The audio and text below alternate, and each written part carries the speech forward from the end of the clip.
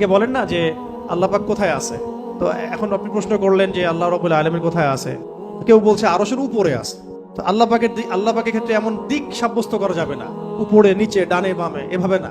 এটা ইস্তাওয়ার অর্থ কি, সেটা আল্লাহ পাক যেভাবে বলেছেন ওইটুকুতে চুপ থাকা আর কি, ব্যাখ্যা করতে না যাওয়া আর কি, ব্যাখ্যা করতে না যাওয়া। এমনকি আল্লাহ পাক আর রহমান আর রহিম, এটাকে এইভাবে ব্যাখ্যা করা যাবে না যে কেমন রহমান, আমাদের মতো রহমান, আমাদের মতো দয়াময় কি? আল্লাহর দয়া আল্লাহর মতো, আল্লাহর ক্রোধ আল্লাহর মতো, আল্লাহর কারো প্রতি সন্তুষ্ট হওয়া তার মতো, তার নিজের জাত এবং সিফতের মতো, আমাদের কোনো মাখলুকের মতো না।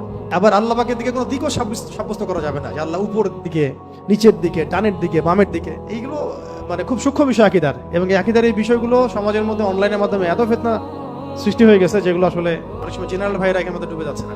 এই যে আমি বসে আছি এখন চেয়ারের উপরে, আমি চেয়ারের উপরে সমাসীন হয়ে আছি আমি এখন। এটা কি সমাসীন শব্দটা ঠিক হবে তাহলে? আল্লাহ পাক কি বসে আছেন? নাউযুবিল্লাহি মিন যালিক। কোন হালতে আছেন আপনি জানেন? আমরা জানি। আল্লাহর হালতে আছে। আল্লাহ পাক যেভাবে থাকা দরকার তার শান মর্যাদা অনুযায়ী আল্লাহ পাক আছে। এই ব্যাপারগুলো খুব সূক্ষ্ম কিন্তু।